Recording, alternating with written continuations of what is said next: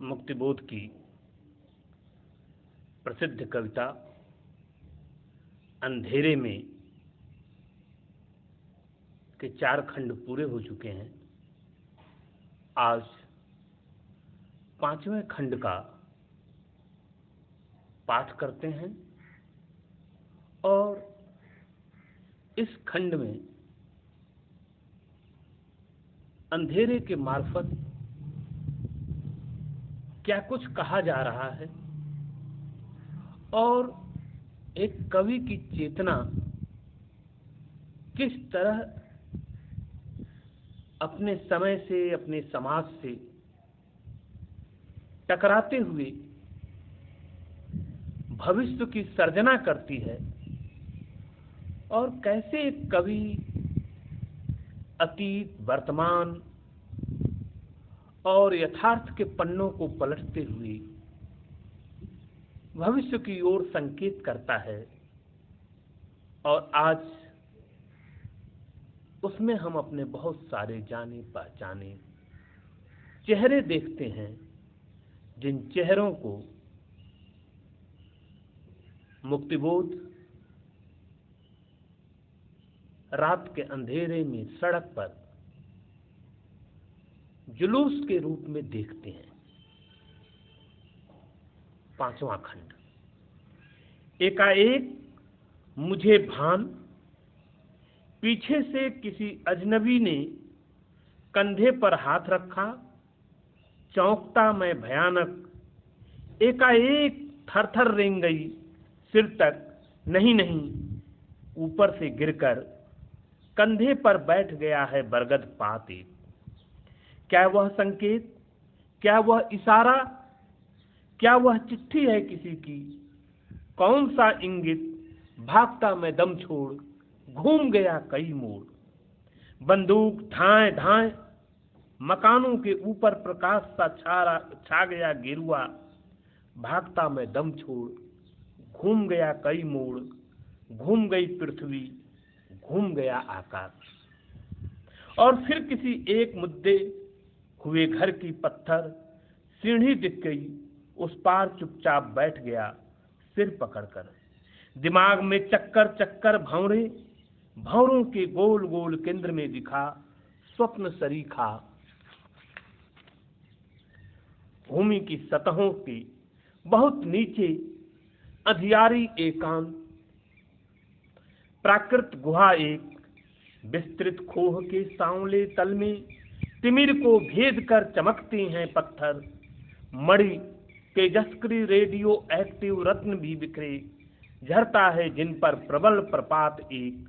प्राकृत जल वह आवेग भरा है। द्युतिमान मणियों की अग्नियों पर से फिसल फिसल कर बहती लहरें।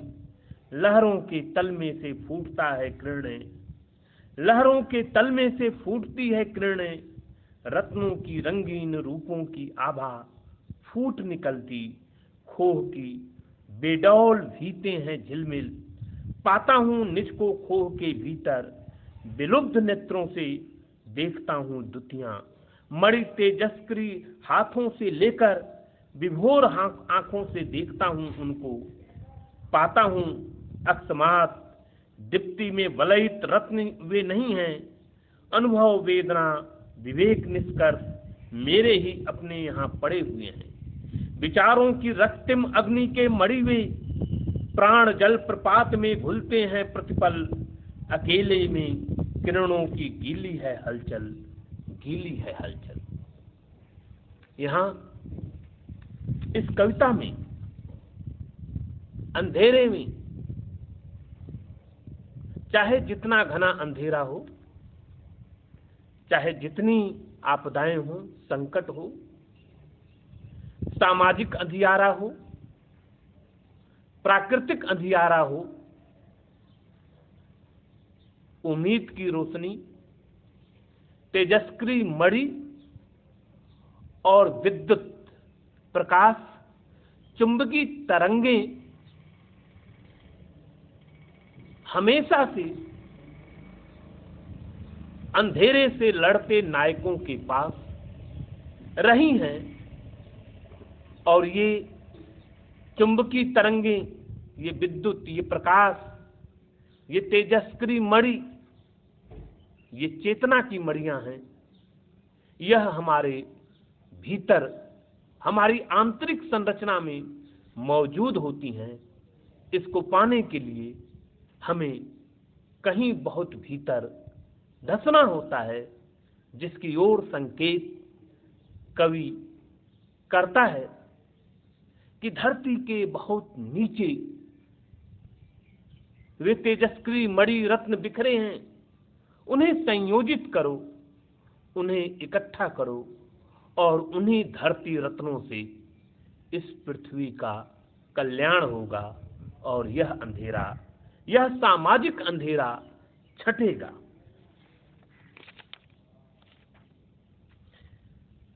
और इसके लिए इन आतताई शक्तियों, इन अंधेरी शक्तियों से अपने को बचाना होगा। इसीलिए अंधेरे में कविता में बार बार एक पद आता है, भागता मैं दम छोड़ घूम गया कई मोड़, भागता मैं दम छोड़ घूम गया कई मोड़। यह भागना उन दुष्ट शक्तियों से, उन अंधेरे पथों से अपने आप को कविता की युक्ति में बचाना है, अपने आप को संयोजित करना है। यह भागना पलायन नहीं है, यह भागना किसी समस्या से मुख मोड़ने जैसा नहीं है। यह भागना एक कवि के रूप में, एक लेखक के रूप में अपनी चेतना की शक्ति को संयोजित करने के लिए एक अलग दिशा में जाना है।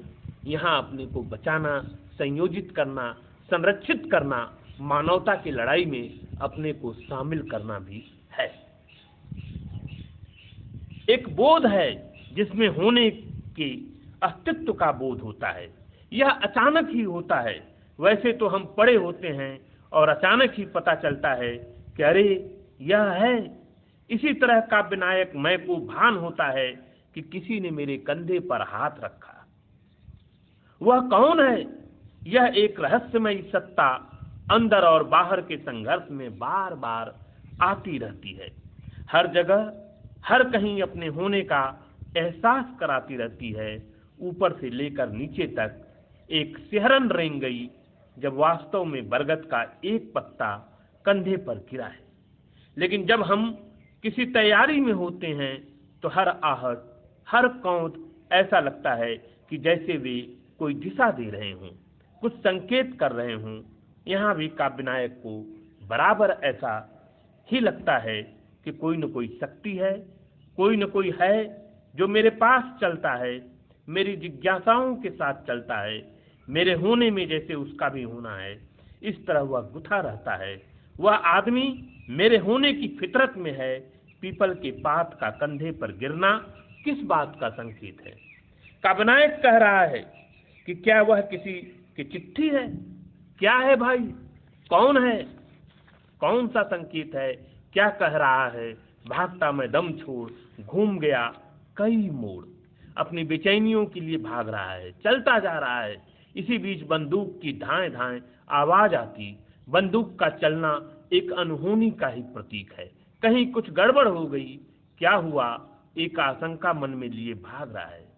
काव्य नायक मैं और वह के बीच एक कसमकस इस कविता में लगातार चलती रहती है।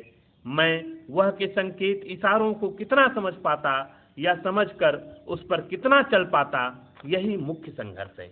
इसी संघर्ष में कविता वर्तुलाकार आवर्त में घूमती रहती है। इधर काव्य नायक देखता है कि मकानों के ऊपर प्रकाश छा गया। गेरुआ सा भागता मैं दम छोड़ घूम गया कई मोड़। इस मानसिक दशा में पूरी पृथ्वी घूमती सी दिखती है। आकाश भी घूमता ही दिखता है, कोई भी स्थिर नहीं। ऐसी दशा में भला मन कैसे एक जगह पर रहे, कैसे एकाग्र रहे? मन भी भागता रहता इस गली से उस गली। इसी बीच अपने लक्ष्य, अपने सेतु को पाने की आकांक्षा भी है। भागते बेचैन रास्तों पर चलते चलते एक मुदे हुए घर की सीढ़ी पर काव्य नायक बैठ जाता है। धुक धुक धक धक बेचैनी चल रही है, हृदय कांप रहा है। यह स्थिर मुद्रा में बैठ जाना नहीं है, बल्कि आगे होने वाली क्रांति की पूर्व तैयारी है। क्या क्या करना पड़ सकता है? व्यवस्था के बदलाव के लिए बंदूकें चल पड़ती हों तो कवि का इशारा सशस्त्र क्रांति की ओर है। इसके लिए सबको साथ लेकर चलना होगा। अकेले से कोई क्रांति नहीं होती। गलियों, सड़कों से, बस्ती से सबको इकट्ठा कर आगे बढ़ा जा सकता है। इस क्रांति को लेकर मन में तरह तरह के विचार उठते रहते हैं। विचारों के भंवरजाल में चक्कर आते रहते हैं। जो सामने यथार्थ सा दिखता है वही अगले पल स्वप्न सा दिखाई देने लगता है। बार बार मन में सवाल होते हैं, क्या वाकई ऐसा होगा? क्या यही सब होगा? क्या वास्तव में बंदूकें चलेंगी? या ये सब एक स्वप्न भर है, या केवल कल्पना का ख्याली पुलाव? यदि केवल ख्याली पुलाव है तो इससे मुक्त होने की जरूरत है। वास्तव में हम अपने संसार को बनाने व बदलने के लिए खुद आगे आना पड़ेगा। जब तक हम खुद आगे नहीं बढ़ते और के भरोसे किसी तरह का बदलाव संभव नहीं हो सकता। बदलाव के लिए तो तय है कि आगे आना पड़ेगा। जो भी आदमी बदलाव की सोचता वह केवल सोचे नहीं, केवल बौद्धिक विचारों से बाहर निकलकर वास्तविक दुनिया में आने की जरूरत है। कवि कहता है कि विस्तृत खोह के सांवले तल में तिमिर को भेद कर चमकते हैं पत्थर, मणि तेजस्क्री रेडियो एक्टिव रत्न भी विक्री, झरता है जिन पर प्रबल प्रपात एक। यह इस बात का संकेत है कि विचारों के मणि दिख रहे हैं। निर्मल प्रपात से वे साफ होते जा रहे हैं। बस जरूरत है तो अपने विचारों को संयोजित करते हुए संघर्ष के लिए तैयार रहने की। इस झील से, इस अतल से रत्नों की धारा फूटती रहती है। एक बार हमें बस सकर्मक होकर चलने की जरूरत होती है। जब हम कुछ पाने के लिए चलते हैं तो एक संघर्ष के बाद चीजें मिलने लगती है। हमें इस संघर्ष के लिए कदम बढ़ाने की जरूरत है। जैसे जैसे अतल खोह की ओर बढ़ता हूँ, एक एक कर मड़ियां दिखाई देने लगती है। पाता हूँ निज को खोह के भीतर, विलुप्त नेत्रों से देखता हूँ दुतियां। ये प्रकाश किरणें जिन्हें खोह में काव्य नायक मैं विलुप्त नेत्रों से देखता है, ये कुछ और नहीं, बस अपने ही भीतर के अंधेरे को काट छांट कर जब हम सही मायने में अपने को, हृदय को, अपनी आत्मा के अतल को देखने की कोशिश करते हैं तो हमें अपने विचार तेजस्क्री मणि की तरह चमकते हुए दिखते हैं। हमारे भीतर यह विचारों की जो तेजस्विता है, क्या यह केवल विचारों तक ही है? तो इसका कोई अर्थ नहीं। फिर यह निष्क्रिय बुद्धिजीवी का वाग विलास भर है, इससे काम चलने वाला नहीं है। इसलिए मुक्तिबोध का कवि मन उस अतल तक लेकर चलता है जहां विचार को छांट कर तेज मणि के रूप में पड़े हैं और दिशा देने के लिए, संकेत देने के लिए बेचैन है। ये विचार क्षणिक चेतना भर नहीं है, इसमें हमारे ही अनुभव, विचार और विवेक तथा वेदना के निष्कर्ष हैं। मुक्तिबोध की वैचार की निष्क्रियता को स्वीकार नहीं करते। वह तो सकर्मक वेदना के साथ कर्म पथ की वकालत करती है। उनके यहाँ कर्म की बात है। विचार आएंगे, टकराएंगे, आपस में विचारों का संघर्ष भी होगा। फिर जो तेजस्क्री विचार बचेंगे वही दुनिया की समस्याओं को बदलने के लिए आगे आएंगे। ये जीवित विचार ही दुनिया को बदलने का कारक बनते हैं। यहाँ एक साथ अनुभव, विचार, वेदना और विवेक निष्कर्ष, ये सारी चीजें मिलकर संसार बनाती हैं और हमारे बनाए गए संसार को सही दिशा में ले जाने के लिए निर्माण की प्रक्रिया से भी जोड़ने का काम करती हैं। विचारों की एकांतिकता की जगह मुक्तिबोध विचारों की सामाजिकता को जीने वाले कवि हैं। इसलिए वे कहते हैं कि मेरे ही अपने यहाँ पड़े हुए हैं विचारों की रक्तिम अग्नि के मड़ी हुए, प्राण जल प्रपात में घुलते हैं प्रतिपल। इस तरह सामाजिक अंधियारे से मुक्ति के लिए किसी एक को दीपक जलाने की जरूरत नहीं, बल्कि इस दिशा में सबको ही आगे आना पड़ता है। सब मिलकर जब अपनी वैचारिकी की धार को लिए हुए परिवर्तन के लिए चलते हैं तो यह तय है कि व्यवस्था बदलती है। इस तरह लोगों की सोच में परिवर्तन लाकर ही संसार की लड़ाई को एक सही दिशा दी जा सकती है। यह लड़ाई विचारों की सकर्मक यात्रा से, विचार से शुरू होती है, पर वास्तविक बदलाव के लिए हमें अपने विचार, अपने अनुभव और अपने विवेक को एक भूमि पर रखकर ही सही दिशा में संघर्ष के लिए आगे बढ़ना होता है। तभी तो जो हम सोचते हैं, जिस बात के लिए छटपटाते हैं, उस बेचैनी को एक सही राह दिखला पाएंगे। दुनिया में जो भी बदलाव हुए वह विचारों की वैचारिक क्रांति के साथ साथ हमारी वास्तविक दुनिया को बदलने की इच्छा को लेकर हुए। यहाँ भी कवि इसी वैचारिक क्रांति को बुद्धिजीवी की चिंता से अगले कदम पर लेकर वास्तव में चलता है, जो मानवता की दिशा में बढ़ा एक वास्तविक कदम है। एक वास्तविक कदम हजारों ख्याल से भारी पड़ते हैं। मानवता की राह में हमें एक वास्तविक कदम बढ़ाने की जरूरत है। मुक्तिबोध का कवि अपनी वैचारिकी में, अपनी सोच में निष्क्रियता को सीधे सीधे नकार देता है और वास्तविक दुनिया में वास्तविक कदम चलने के लिए आम जन के संघर्ष को अपने साथ लेकर चलता है, उसमें भागीदार बनता है। धन्यवाद।